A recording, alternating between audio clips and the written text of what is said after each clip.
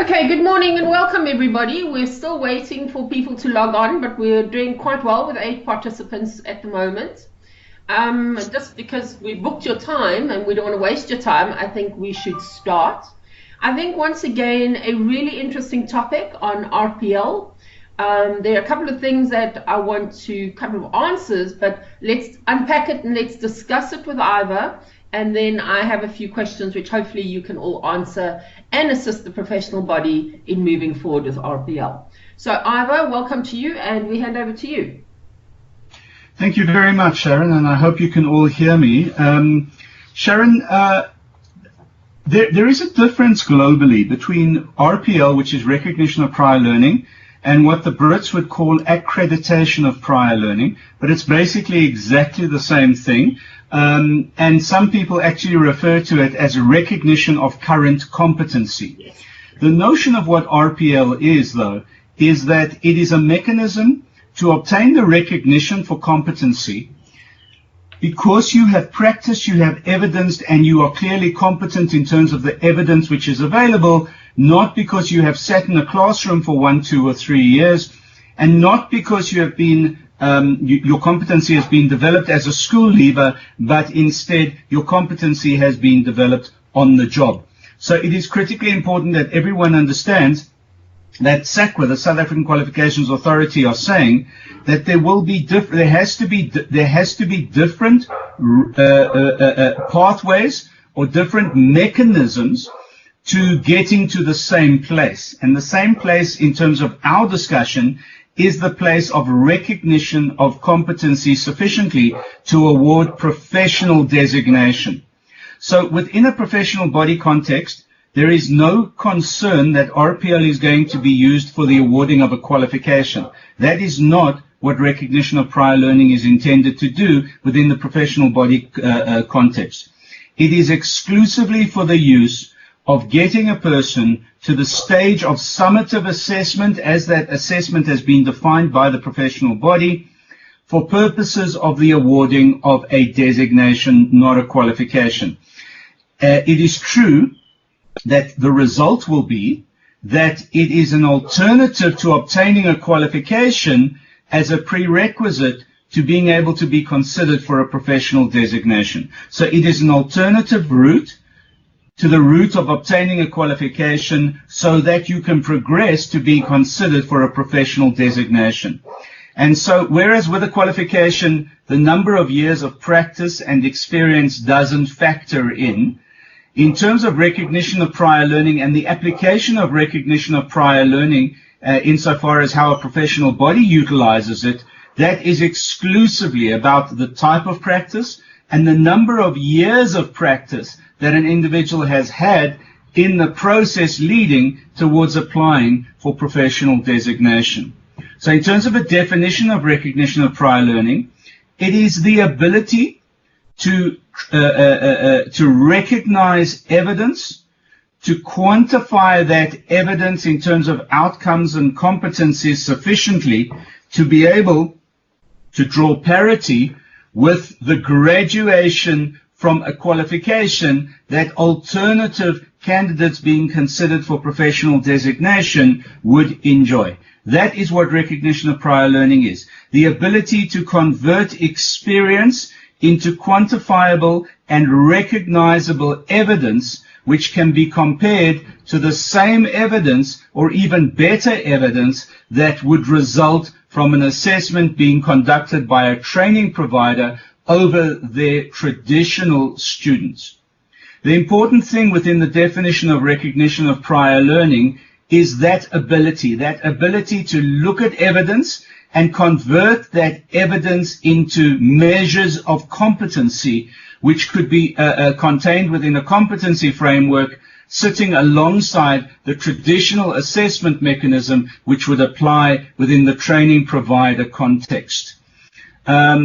The notion of recognition of prior learning is to basically give expression to people within particularly the blue-collar environment who previously had not had the luxury or the funds or the access to traditional education and traditional qualifications, but have come through the route of doing rather than through the route of learning. They've learned on the job.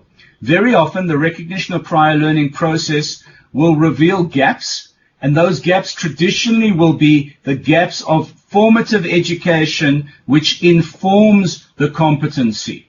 So you can be competent, but still not be able to express your true competency by way of being able to apply and evidence formative components of formative education. And sometimes within the recognition of prior learning assessment process, those might be the gaps which in fact are identified.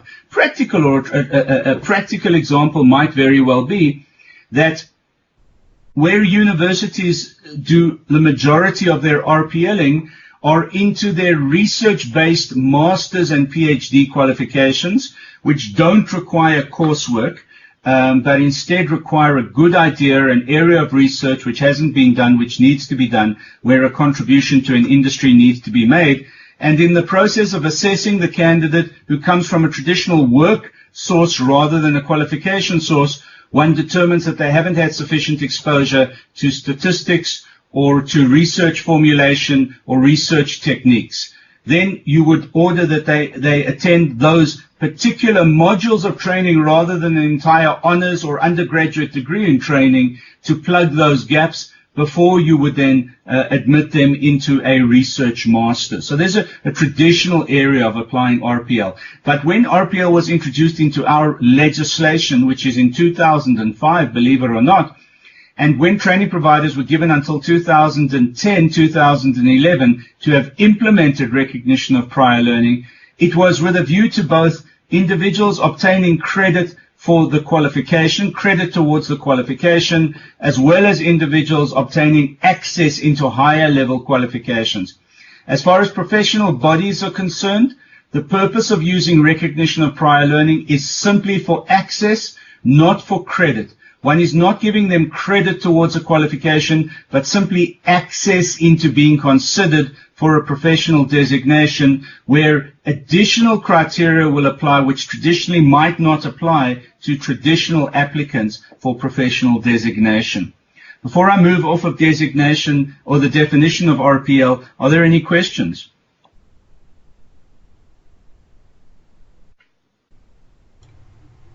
Sharon, I'm going to say this to you, that as a professional body, you need to be very clear in your minds that you are not asking for RPL to be a mechanism to anything other than the route to your designations, that you are not looking for RPL to be able to award the candidate applicant with a qualification prior to the designation. Agreed, Ivor. And that was one of my questions that you've unpacked it so well. And that is something that some of the training companies and the assessors out there have struggled with for a while. And I think that's why they've been avoiding us. I think what is critically important is when you draw up your, let's call it an access framework. The access framework will say you can come into this with a traditional qualification which is registered by the QCTO, or you can come into it with X amount of experience and the following type of experience on the job as evidenced by performance appraisals, as evidenced by documents obtained from your supervisor or from your company, as evidenced by signed off projects. So it is, the assessor has to, let me explain this. In terms of developing an assessor within a training provision field, within a training provider, the assessor would need to be a trained assessor and then a constituent trained assessor who's been trained in addition to the traditional assessment skills, has been trained specifically for that range of application in that industry or that sector. And when it comes to an RPL assessor, it is a third stage of training, which is really about how to recognize non-traditional evidence, how to convert and quantify non-traditional evidence, either in terms of hours or in terms of modules, possibly in terms of credit, although that is a very difficult thing to do, but sufficiently to tick off a box for the professional body to say, I have sufficient experience, sufficient length, and sufficient type to be able to be submitted to the summative assessment component of the designation process. That's very, very important. Every single designation would have its own summative assessment process, which at the lower levels might very well be starting from multiple choice all the way through to an open book, through to a written exam kind of process. But at the higher levels might very well be a board assessment, might very well be writing of a case study, etc., etc., etc. So that summative assessment would be where RPL gets you to. It never gets you beyond the summative assessment. It doesn't get you through the summative assessment. And that's critically important. It simply allows you access to the designation. That is the only reason the professional body wants to use recognition of prior learning. Janelle, I know you've applied it in a number of industries. Do you agree with this formulation?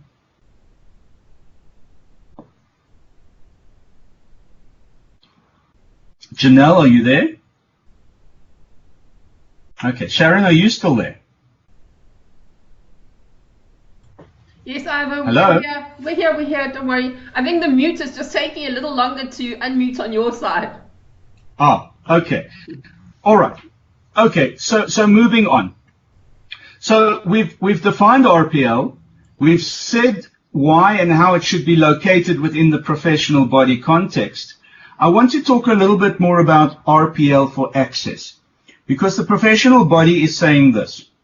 We have, let's say, 10 designations in our designation framework. They start at the technical level, they progress to operational level, and then the highest level of designation is professional practitioner. So those are our designations. You wouldn't, by the way, RPL into an honorary designation. So, for example, a master's level designation, which would be considered to be an honorary designation, you would not require the person to be RPL'd into that designation because they nominated to that designation. But for purposes of the designations that you would award, they would run from technician to operator to professional practitioner. The challenge in terms of recognition for access is in being able to conduct an RPL activity in the trained, third level trained assessors, being able to conduct a recognition of prior learning activity, not necessarily knowing whether they are locating this individual at a technician, operator, or professional practitioner level. The applicant might very well apply at one of those three levels. But the reality is that RPL will be conducted ab initio, which means from the beginning.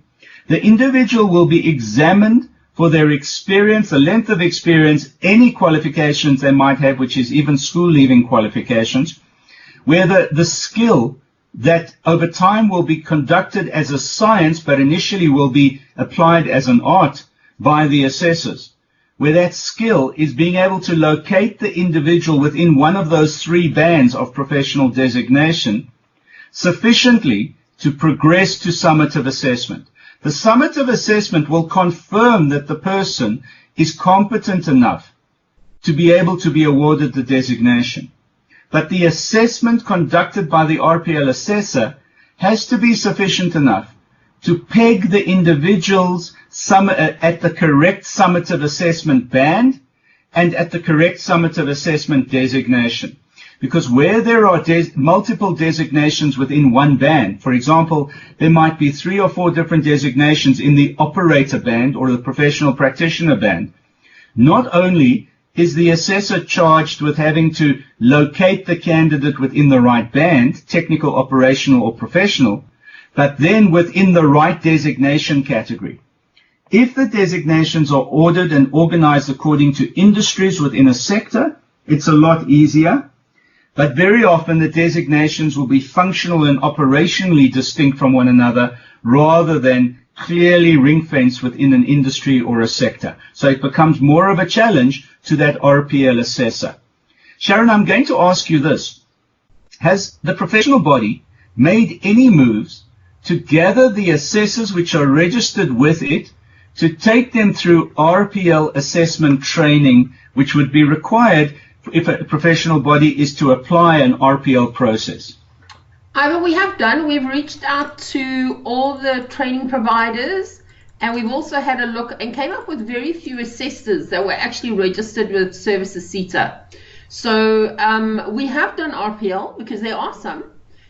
We must have conducted at least about 35 RPL candidates that we have RPL'd.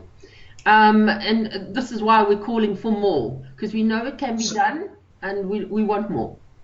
So the real question is this.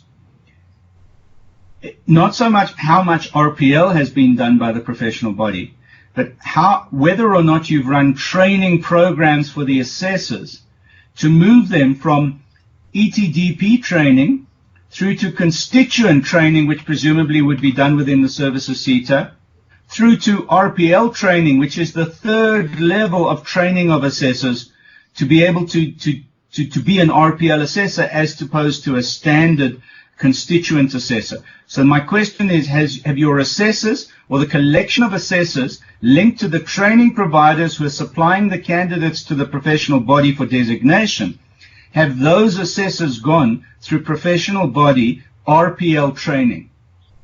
Only 2 have, Ava.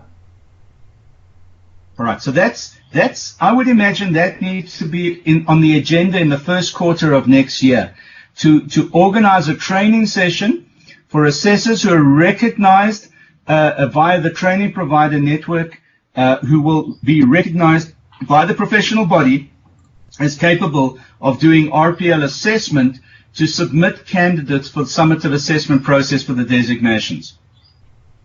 Okay. Fantastic. I've got that as a note, and we can roll that out sort of in January. That we can.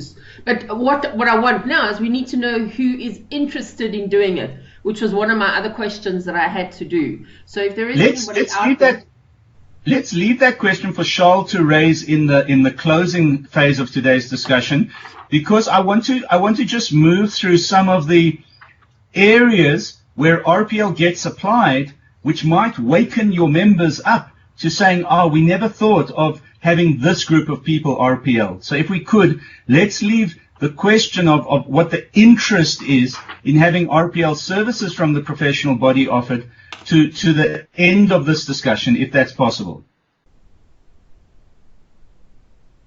Yep, go ahead. Okay. All right.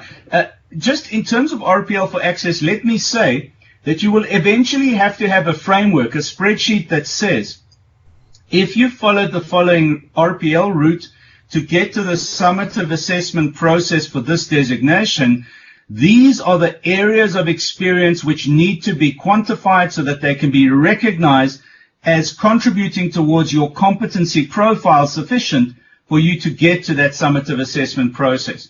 And so your development team, Sharon, will need to take your professional designations, the qualifications that you've identified as forming the foundation for those designations, look at the competencies which are outlined in those qualifications which have been mapped to those designations, and then say, in a working environment rather than an academic environment, what on-the-job competency would be recognized as indicating competency sufficiently to say that this person is sufficiently competent to be able to get to the summative assessment. And so that spreadsheet has to be created with the areas of competency delineated. A practical example would be that an Uber driver needs to read maps. An Uber driver needs to be customer-centric. An Uber driver needs to know how to use the internet.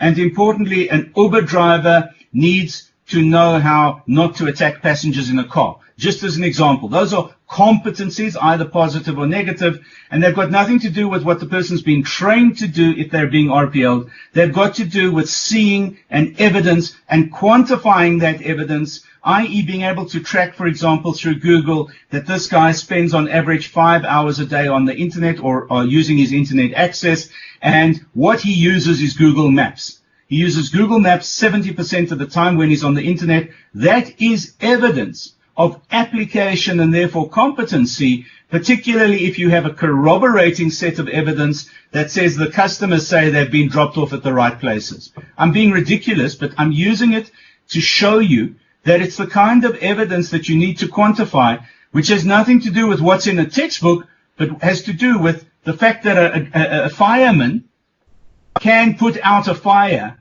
and therefore save lives. Not that he's learned how to do it from a textbook. That is really the difference that we're talking about here. It is ultimately what a training provider, assessor, should be doing as the final stage before graduating an individual with a qualification, but it very seldom happens like that. I've said something very controversial, but I'm not hearing anyone sort of chirp in, so I take it everybody agrees with that.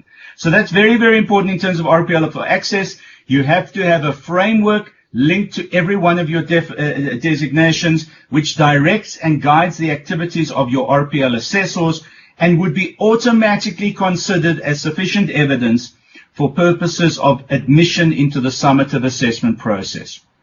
The purpose of summative assessment is essentially to be able to link the three components which are required for professional designation, to be able to corroborate the fact that a qualification exists, that the person applies on the job what they've learned to do in the qualification, and that they're in good standing behaviorally with their employer. Now, that's what a summative assessment does. It says, essentially, show us that you can apply what you've learned both from a competency and from a behavioral perspective. Summative assessment for professional designation is a lot more difficult to design, to deliver, and in fact to finalize than a summative assessment that a training provider traditionally would be applying. It is the assessment which is conducted independently of training providers by actual employers and practitioners rather than by training providers. So it is the kind of thing that you would normally face in a job interview so that the employer can be convinced that you're competent and can hit the ground running, and that the amount of time and energy that's going to be required to invest in you to get you to be productive in the workplace is reasonable. That's the purpose of the summative assessment, which is conducted by the professional body as a prerequisite for professional designation to be awarded. Any questions about that before I move on? I think what that does is it just, it will help the training companies out there, and I know you're on the line, who have actually questioned how much work needs to go into it when it comes to their costing of it. And what you've just defined, and yes, we have those outlines of what is required. It's so much easier. I've seen some of them do it in a really long-winded way, but I think they're assessing against the qualification, which is why they're making it so difficult. I'm going to say something now that sounds pretty wacky, but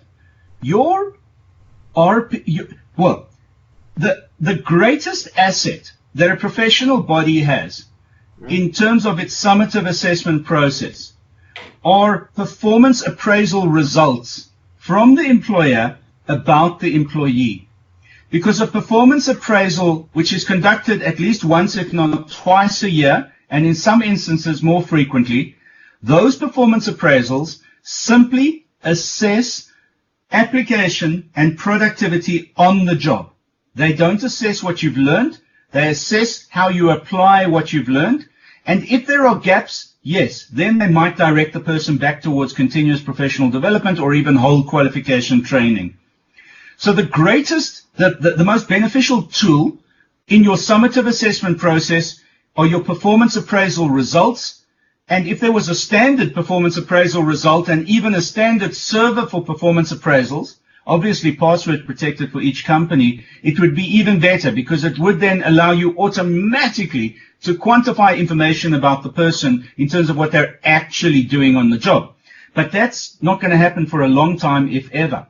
So what you want is, you want an HTML exercise, which is a standardization exercise of how line managers performance appraise, how they quantify evidence, how they document evidence, because the more of that can be done in each of your member companies, the easier it is then for that individual to be RPL by the professional body.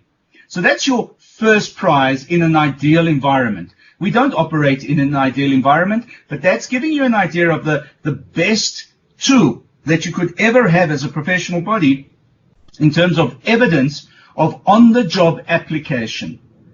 But the second tool are in fact those line managers themselves. Those line managers are and should be regarded as an extension of the professional body's group of on-the-job assessors, because they're going to be conducting 2 assessments a year on the individual, and they're going to be assessing for competency and the application of that competency on the job on an ongoing basis, and they're going to be rewarding for application or punishing for a lack of application, if I can be, crude. So the point I'm trying to make is that the professional body needs to join hands with the line managers. When a candidate registers to be RPL'd or registers to get a designation, the professional body should be asking, who's your line manager?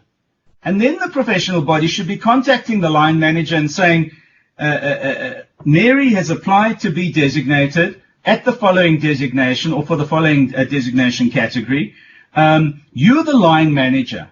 Would it be possible for you to share the results of her performance appraisals? And here is a template where you can input some of the information. We're not interested in the points you've given her or the reward or the money you've given her. What we're interested in is, can you please explain whether the following range of evidence that comes from our framework, whether the following range of evidence is been or has been evidenced during those performance appraisals, and if you can, possibly just attach some examples of that evidence. Because if you have that relationship with a line manager, 3/4 of your summative assessment activity is done. And if it's done annually by the line manager, all the better.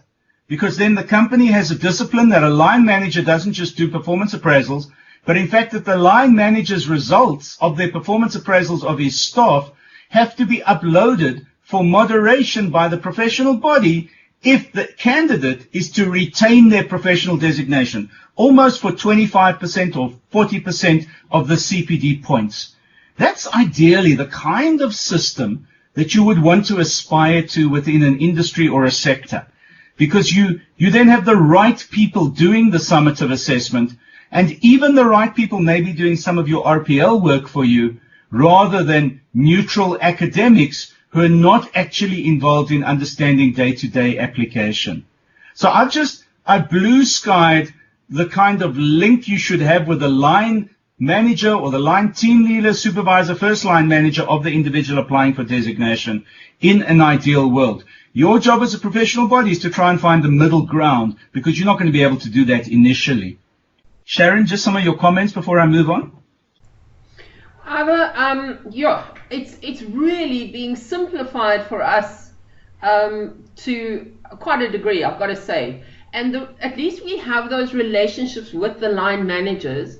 It will then just be that confidentiality and making sure, no, we don't want the points, no, we're not going to, we will sign whatever we have to NDAs, just to be able to share that with us for the individuals, because again, this is to the benefit of the individuals and the company in the longer run, but to start with, it's for the benefit of the individuals.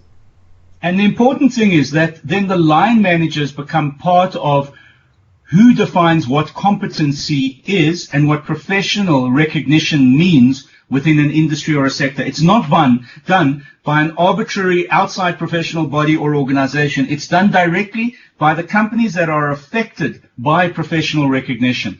The important thing is this, and I hope this doesn't shock you though. The training that you would want to give to an assessor who needs to be an RPL assessor has to be exactly the same performance management training that you would want to give a line manager. There's absolutely no difference, because the best person to do RPL assessment would be the line manager, but you need an external moderator, who in this case would be your assessor, who would do a higher level kind of RPL, just to make sure that the company is not squidging the results. And that's the point. So what the professional body needs to do again in the first quarter of next year, besides offering a training program for RPL assessment to existing training providers and their assessors, and even training trainers and lecturers, etc., besides that, you need to set up a second program that you offer to line managers, which is performance management training, where you are teaching them to recognize evidence of competency, to recognize gaps in competency, to counsel on those gaps, to identify CPD and training opportunities to address those gaps, and finally, to sign off on a performance appraisal because competency has been evidenced, it's been quantified, and it's been related back to the job that the person does. There is absolutely no difference between what that line manager then is going to have to do and what your RPL assessor would have to do during both the RPL process but also during the summative assessment process. And that's where your design thinking has to creep into this process. I hope that clears it up. It doesn't make it more complicated. Thank you, Ivor. I have a couple of masterclasses we can run next year again. Are there any other people who might want to comment on what we're saying?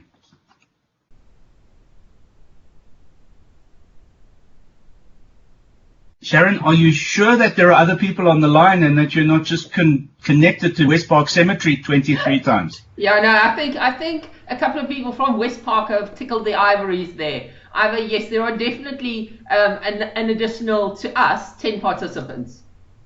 All right, good. Let's move on. Janelle, you're being very, very quiet, and it worries me when you're being quiet. Just see in the comments, poor Janelle's battling with her unmute. Oh, all right. Okay, good. Let's move on. Sorry, I know I'm being flippant. Okay. Right. So, if you look under number 5, you'll see that I've said that what we need to be discussing, and maybe not today, maybe we need to have a sort of online discussion around this, but we need to discuss how to identify gaps in the competency profile sufficiently to say that the person's RPL to the summative assessment.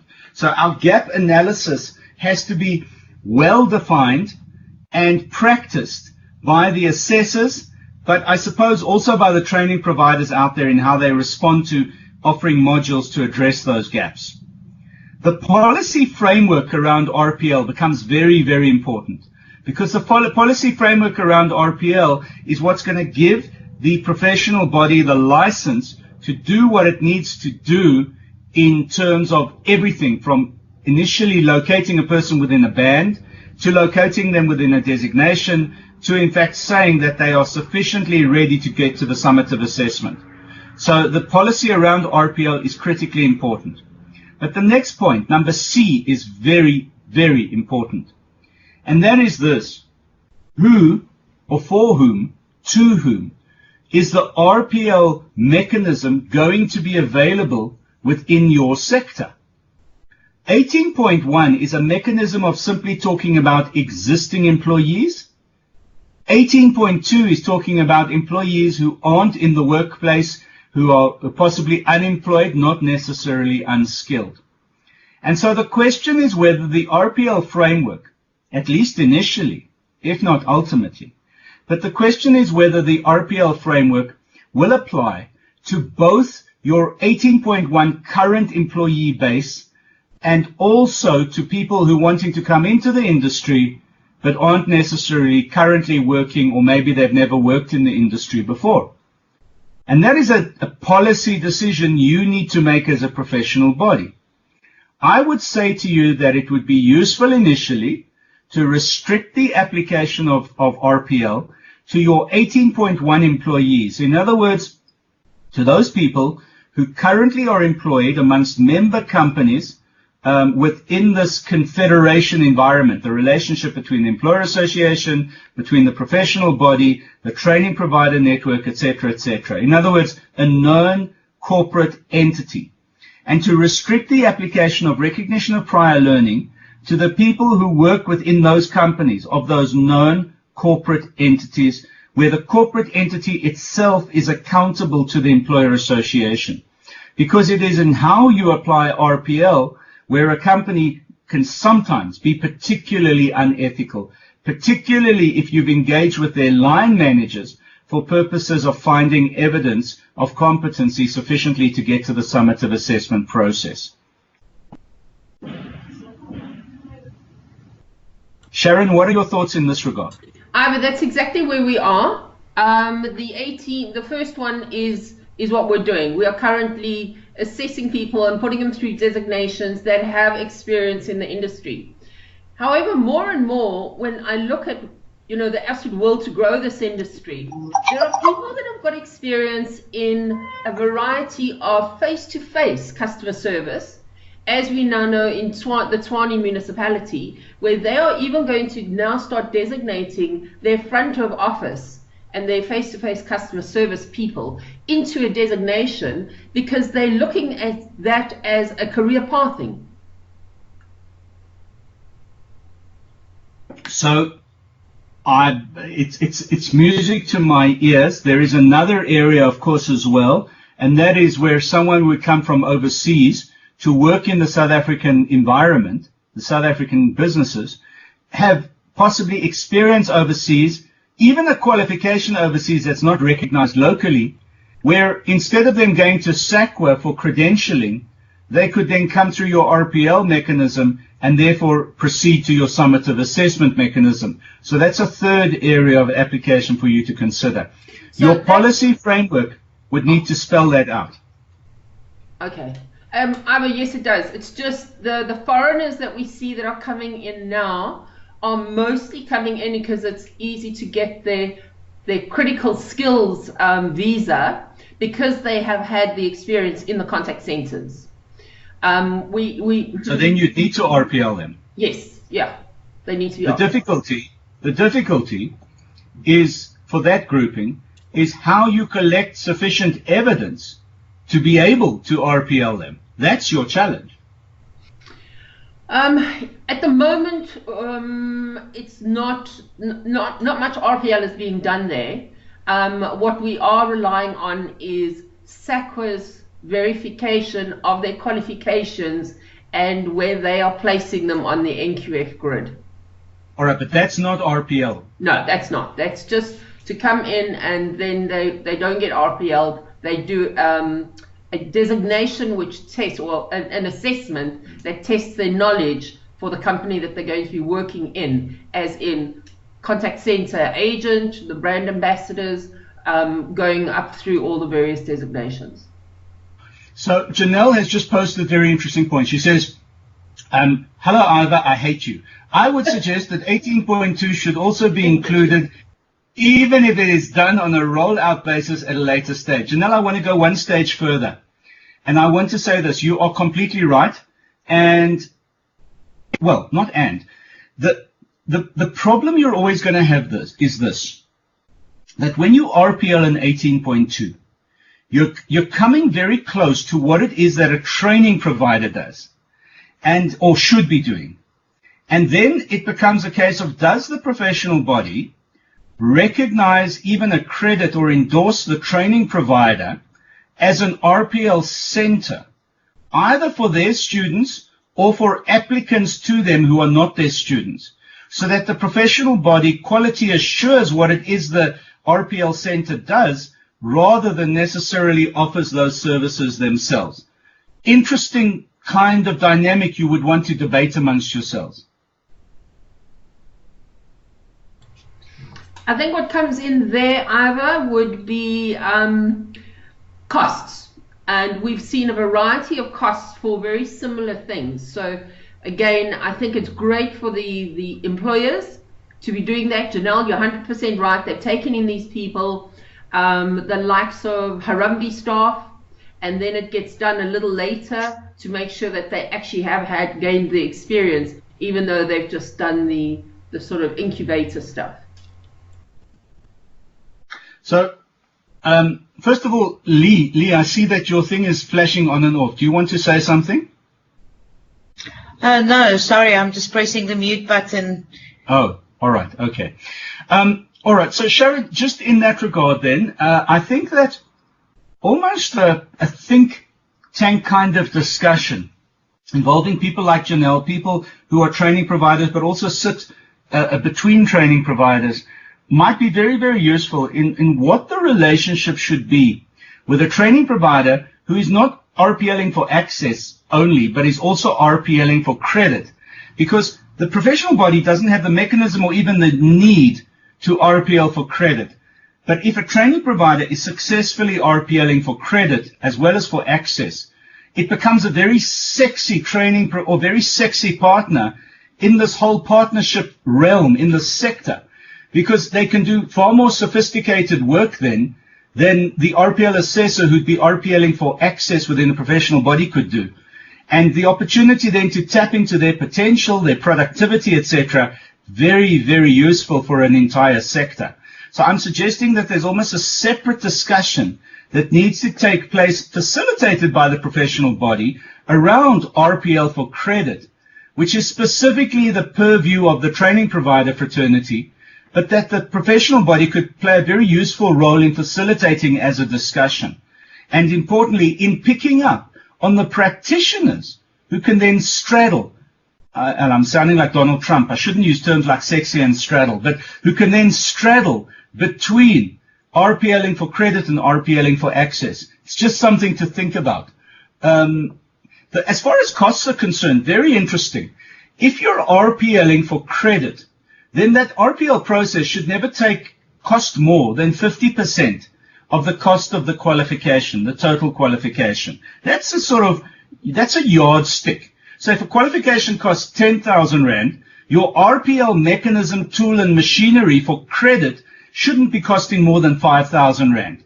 RPL access should be costing in the region of between 30 to 40%, which in a 10,000 Rand fee for a qualification would then be between 3 and 4,000 Rand. That's the kind of yardstick you would normally apply, which would then translate into the amount of hours spent, but would also need to translate into the kind of online tools which are available to cut down the administration of recognition of prior learning activities. So that's how you would basically start strategically planning the RPL machine that you want to put in place and you want to build here.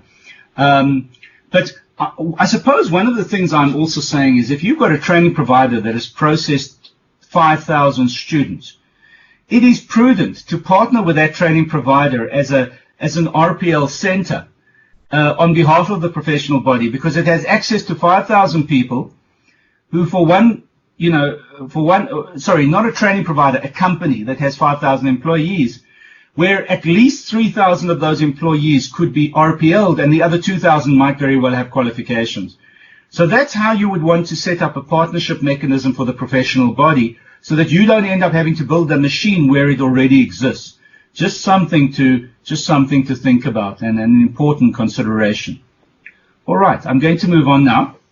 I'm going to talk about practitioners. Well, I've spoken about practitioners, and I've said that your RPL practitioner is your assessor animal who moves to a constituent assessor and then moves through to specialized RPL training. And then can RPL across industries and sectors, because the principle of RPL is the same whichever industry you're in. It's just the elective scope of application is different. But also can RPL for two purposes. Number one being access, which is the purpose for the professional body, but number two being for the awarding of credit, which is the purpose of the training provider. So a practitioner, RPL practitioner, can cut across serving training provision, but also serving the professional body needs. Quality assurance, as far as RPL is concerned, is the ability to moderate the work which is done by the RPL assessors. So, being very crude again, on a ratio of 10 to 1, for every 10 RPL assessors plying their trade, you should have one higher level moderator who is able then to check the work done by those assessors, moderate across the group of assessors for a common set of standards, common set of evidence gathering, and a common set of what is considered to be evidence. And on those kinds of ratios, you would then say for every 10 assessors, you would want one moderator. And the training you do of moderator is quality assurance training. It is not assessment training.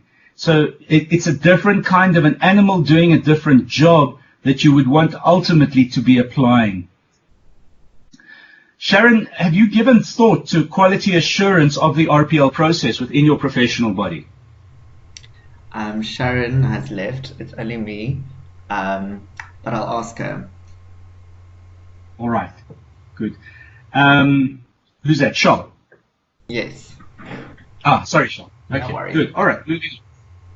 All right. The big thing about RPLing is the fact that RPL assessors operate within a community of collective consciousness. I'm not trying to sound like John Anderson here. I'm trying to say within a community that everybody understands the purpose of what they're doing the same things, and they're sharing the results, at least procedurally, if not substantively, of what they're doing. So the need to create a community of best practice amongst your assessors, amongst your moderators, amongst your line managers, when it comes to recognizing competency, recognizing higher learning, recognizing current learning, is absolutely critical. If you are going to be able to put a hand up and say this is what RPL means and what the professional body, how it uses RPLing. Janelle says, as far as I know, we do have an RPL policy and have discussed this, but are not applying RPL across the board. Thank you for that, Janelle. I think the important thing is how you now take that next stage, that next step. So let's talk about what needs to be done. Well, I would say that the best thing the professional body could do is establish a working committee of training provider representatives, assessors, moderators if they exist, HR practitioners from the member companies who can represent the line management of those member companies, where you can refine your existing policy framework to reflect what we've discussed in today's discussion, in this Indaba on RPL. So you'd establish your working committee, you'd then manage a pilot, and you would want to select, let's say, 5 companies that have agreed that they would each give 10, 20, 30, 40, 50 people who are currently on the job, who reflect the 3 bands, technical, operational, professional, of practice in the industry or the sector, and that you would then pilot your RPL mechanisms once you've got all the frameworks in place, including the evidentiary framework. Once you've linked it to a performance appraisal process, and you've done the performance appraisal of the line management, which can then be counted, and the assessors know how to take that evidence and use it within their assessment framework, and the moderators know how to moderate for parity amongst the assessors. Once all of that is in place, because your working committee, the steering committee, would have driven it, you're then in a position to implement, let's say, 100, 200 strong pilot for RPL assessment of your existing workforce. The message that you're sending out as a professional body into the industry, into the ether, is this. We are as interested, if not more interested, in recognizing the highest level of competence of the existing workforce in this industry, this sector. We're as interested in that as we are in the competencies which should be evident in new entrants into the workplace who are coming with qualifications intact. That should be the value proposition that you're sending out to the members of the employer association which constitute this sector. Because you're saying to companies, we value your existing workforce. We do not want to marginalize them with younger, better trained individuals, because the existing workforce have a better quality of application, a better sense of productivity, only because they've been doing it for a long time. And therefore, it is a dual strategy. One is to look at your 18.1 existing workforce, and the other is to look at your 18.2 new entrants into this working environment. And so in establishing your pilots, your value proposition to companies is bring us your experience so that we can give them professional designations for what they're doing for you on a daily basis. I suppose what you're saying to new entrants is this. We value the experienced to a higher degree than we value you. You have to aspire to the same level of competence that those people who've been in the job for 10 or 20 years are already competent at. And there's nothing wrong in doing that. It is about an order or a set of priorities which makes sense within a chaotic world. Because at the moment, that's turned on its head. The older, more experienced person is being marginalized out of the workplace because young people need to be employed. But in the process, our companies, our corporate legacy, our corporate history, our corporate memory is being lost. What RPL does is it preserves that corporate memory. After the pilot's being completed, the working committee needs to know how it's going to assess the pilot before the pilot's completed. What the pointers, the milestones of success are going to be recognized as on those pilot projects, as saying our RPL process works. It's a mechanism that is successful within the context of our professional body. Then we've got something strong. Now, what I would suggest finally is this, that the working committee needs to establish a time frame for each of these components of the puzzle to be locked in, and for the entire puzzle to be piloted sufficiently to be able to mainstream RPL as a service. Ordinarily, I would say that there is enough time to complete the process so that you can have your first designation award ceremony to the people who've successfully completed the pilot at the latest by July 2019, giving yourselves a 6-month application window. You should easily be able to complete a pilot within that time frame. The real question is this, that we haven't even started discussing. How do you deal with the people who are not competent, who've not successfully completed the RPL process? Because you can't just throw them away. You have to take them through a lifelong process of being able to come back into the RPL activity once they've addressed their shortfalls. And that process of remediation is something which deserves the working committee's time and attention as much as the successful RPL candidates do. That is something that you need to be considering very, very seriously on that working committee if you're going to make a success of this venture. Any comments? Any final points before we move over to Charles for the closing?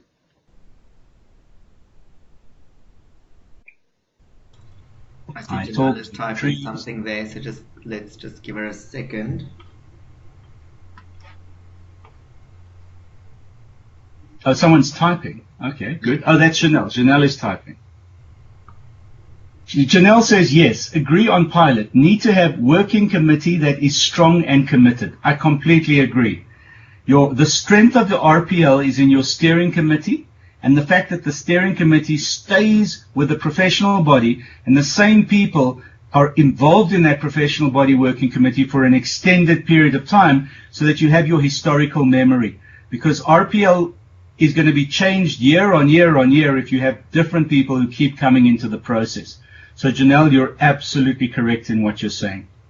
Charles, can I hand over to you for the closing, sir? Yes, sure. I just want to know who's interested in RPLing against our designations.